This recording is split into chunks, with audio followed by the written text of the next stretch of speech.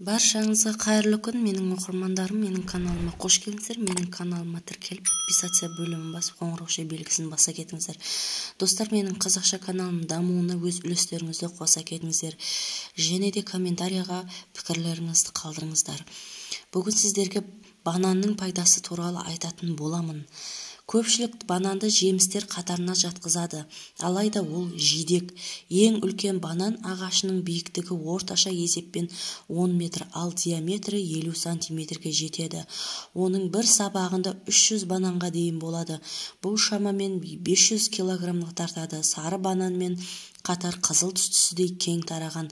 Алайда мұндай түрі жұмсақ банан болғандықтан тасымалдауға жарамайды. Сейшел аралдарының бірі Маода сары, қызыл және де қара бананды өседі. Бұл жергілікті тұрғындар үшін теңіз өнімдерімен бірге берілетін тартылмайтын гарнир болып есептеледі. Көңіл күйді реттейді.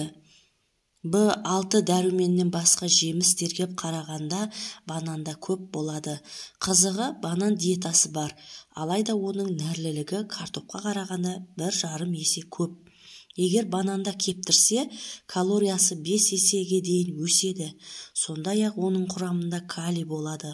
Ол адамның қалыпты қысымында жүру үшін өте қажет. Сонымен қатар калий жүрек бұлшықетін қатайтады.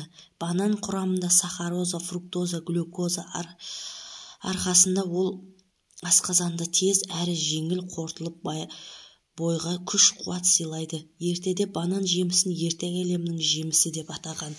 Себебі дәм татсаң қарның тояды, әрі денсаулыққа пайдалы.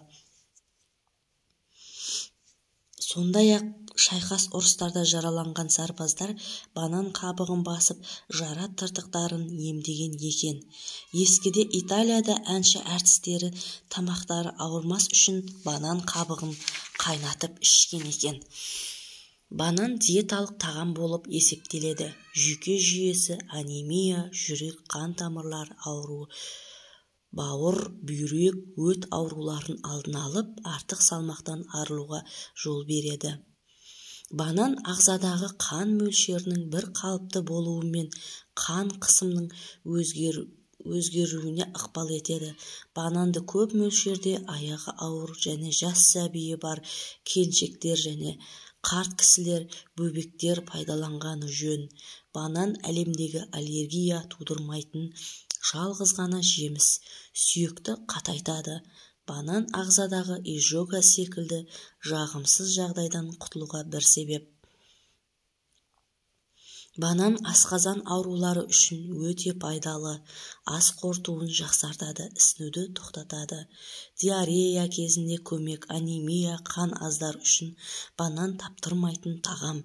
Банан бүйрекке оң әсер бере алады. Ақыл-ой қызметін жақсартады. Жүкті әйелдердің токсикозы, жүрек айнуын тоқтатады.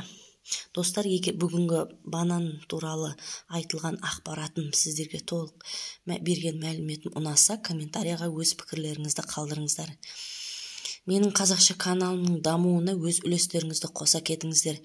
Мен үшін сіздердің пікірлеріңіз және де қолдауларыңыз мен үшін аса қажет.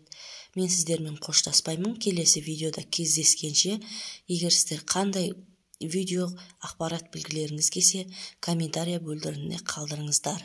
Сау, аман болайық.